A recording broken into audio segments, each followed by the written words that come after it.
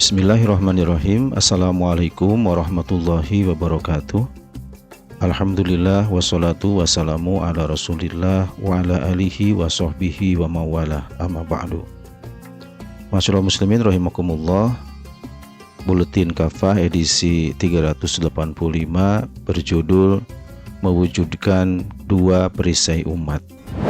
Tak ada bulan yang menandingi keistimewaan Ramadan. Ramadan dijuluki Sayyidus Syuhur atau pemimpin seluruh bulan karena begitu berlimpah keutamaannya. Pada bulan ini ditebarkan ampunan dan rahmat Allah Subhanahu wa Ta'ala. Pada bulan ini pintu-pintu surga dibuka, pintu-pintu neraka ditutup, dan setan-setan dibelenggu. Pada bulan ini pula ada satu malam yang lebih baik dari 1000 bulan. Itulah Lailatul Qadar.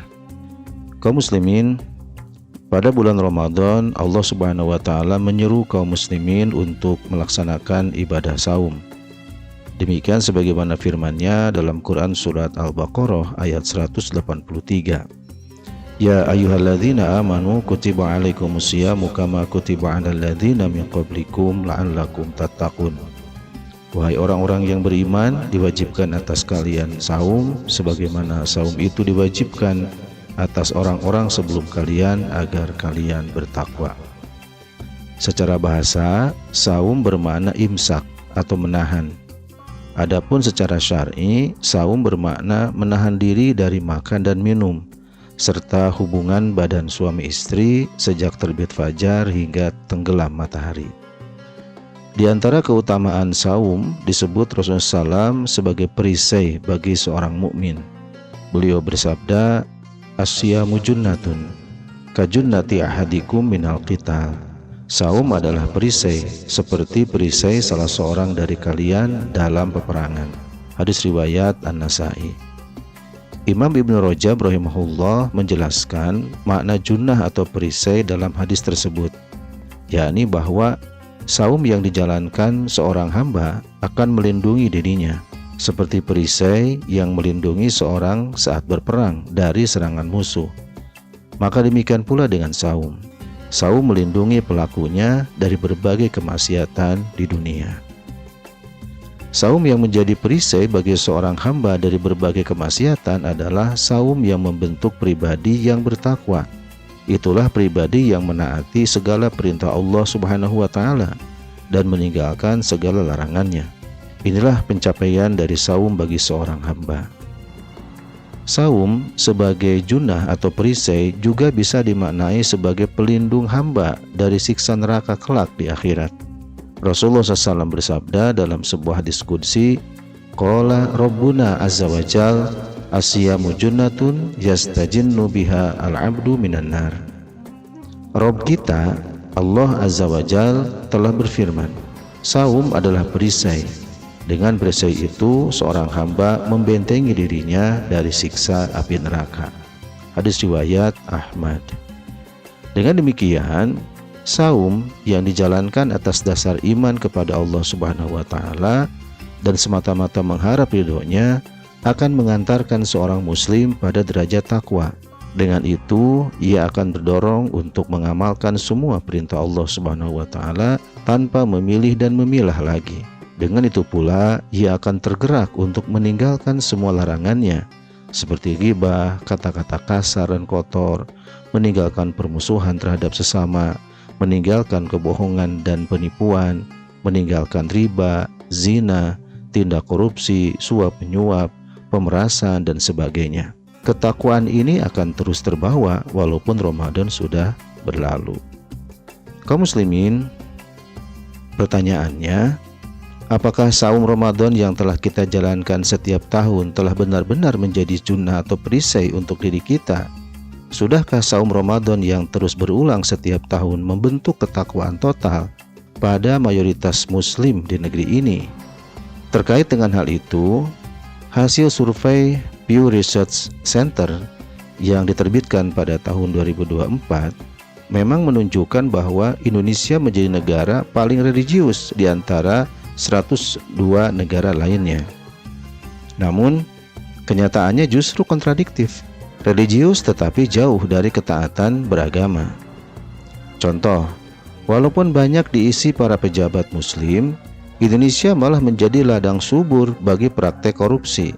Berdasarkan survei Transparansi Internasional tentang Indeks Persepsi Korupsi pada tahun 2023, Indonesia menempati peringkat ke-115 dari 180 negara dalam pemberantasan kejahatan korupsi, jauh dari clean government. Teranyar, bagaimana para pejabat di Pertamina rame-rame melakukan korupsi hingga merugikan negara nyaris mencapai 1.000 triliun rupiah. Itu belum termasuk total korupsi bernilai ribuan triliun rupiah lainnya di bidang pertambangan seperti timah, infrastruktur, dan berbagai bidang lainnya. Contoh lain, meski Ramadan disambut gembira, judi online dan pinjaman online tetap merajalela. Sebanyak 8,8 juta warga Indonesia terlibat judol dengan nilai perputaran uang sebesar 600 triliun rupiah. Lalu sebanyak 18 juta warga terjerat pinjol dengan nilai transaksi lebih dari 69 triliun rupiah.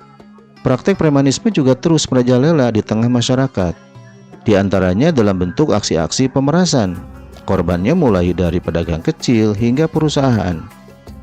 Himpunan Kawasan Industri atau HKI melaporkan batalnya investasi senilai ratusan triliun rupiah akibat pemerasan yang dilakukan oleh sejumlah ormas di tanah air. Penyebab semua ini terjadi adalah karena ajaran Islam telah dikerdilkan hanya dalam urusan ibadah ritual semata, tidak untuk bidang lain seperti ekonomi, sosial, pidana, apalagi politik dan pemerintahan. Inilah paham sekularisme yang sudah menjadi falsafah di negeri ini. Agama dipisahkan dari kehidupan. Agama hanya dipraktikkan di tempat-tempat ibadah dan momen-momen ibadah seperti Ramadan. Bahkan terjadi pula eksploitasi terhadap ajaran Islam. Islam dipakai saat memberikan keuntungan materi dan popularitas. Ajaran Islam yang membawa keuntungan seperti umroh, haji, zakat, infak, dan sedekah digencarkan demi keuntungan penguasa. Islam pun dieksploitasi untuk mencitrakan kesolihan para politisi dan pejabat, khususnya setiap menjelang pemilu. Tidak lain agar umat percaya dan mau memilih mereka. Padahal sering hal itu hanyalah palsu dan pencitraan belaka.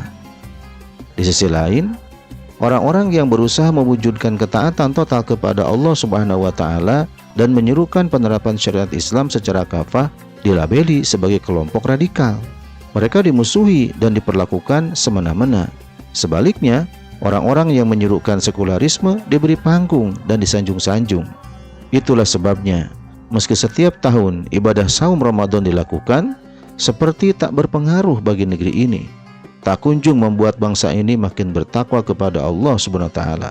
Saum yang dijalankan gagal menjadi perisai yang melindungi diri dari masyarakat dari berbagai kemaksiatan. Inilah yang diperingatkan Nabi SAW, Ruba so'imin hadduhu min siyamihi alju' wal atosh. Betapa banyak orang yang saum, yang hasil dari saumnya hanyalah lapar dan dahaga saja. Hadis riwayat Ahmad.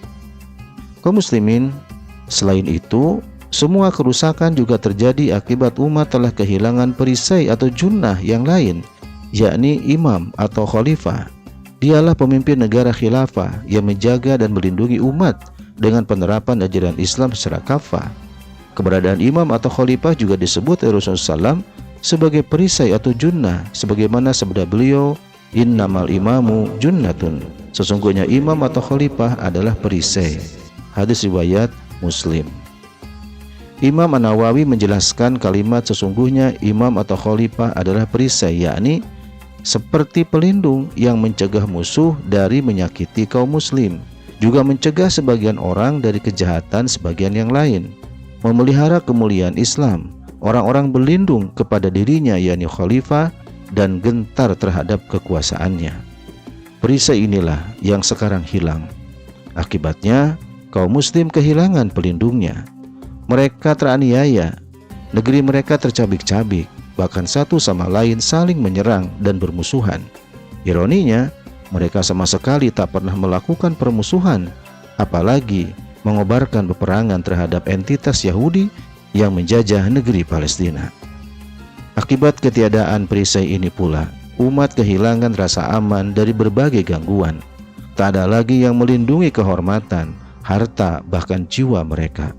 Kita menyaksikan perampasan harta seperti lahan warga oleh korporasi, penguasaan sumber daya alam oleh swasta asing dan asing, bahkan penganiayaan dan pembunuhan yang menghilangkan nyawa muslim yang tak berdosa. Pantas jika Imam Al-Ghazali sampai mengatakan bahwa agama dan kekuasaan bak saudara kembar, tidak boleh dipisahkan. Beliau pun menyatakan agama adalah pondasi dan kekuasaan adalah penjaga. Apa saja yang tidak punya pondasi akan hancur, apa saja yang tidak punya penjaga akan hilang. Sayangnya, khilafah yang menjadi pelindung umat telah dihancurkan oleh Inggris lewat bantuan kaki tangan mereka, Kamal Atatürk, seorang Yahudi, pada 3 Maret 1924. Berarti, selama lebih dari 1 abad, kaum muslim tidak memiliki kekuatan yang melindungi mereka dari berbagai serangan dan kekacauan. Tidak ada juga yang menolong mereka ketika mengalami berbagai tikaman dari musuh-musuh mereka. Yang lebih menyedihkan, para penjajah berhasil melakukan monsterisasi ajaran Islam, termasuk khilafah, sebagai bagian penting dari ajaran Islam.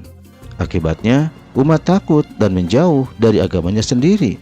Bahkan tidak sedikit yang memusuhi risalah mulia ini, kecuali mengambil sedikit yang dianggap cocok dan menguntungkan mereka. Kaum muslimin rahimakumullah, bukankah sudah saatnya kita memperbaiki kualitas saum kita? Tidak lain agar terwujud ketakwaan yang hakiki dan menyeluruh dalam diri kita. Untuk itu, mari kita menjadikan Ramadan kali ini untuk memulai perubahan menuju pribadi yang benar-benar bertakwa, yang siap menjalankan dan menegakkan syariat Allah Subhanahu wa taala secara kafah, tentu dalam institusi khilafah. Sebabnya hanya dengan khilafahlah segenap ajaran dan hukum-hukum Islam dapat terlaksana dengan sempurna. Wallahu alam bishawab. Kaum muslimin rahimakumullah, demikian isi buletin Kafah edisi 385 dengan judul Mewujudkan Dua Perisai Umat. Semoga bermanfaat. Wassalamualaikum warahmatullahi wabarakatuh.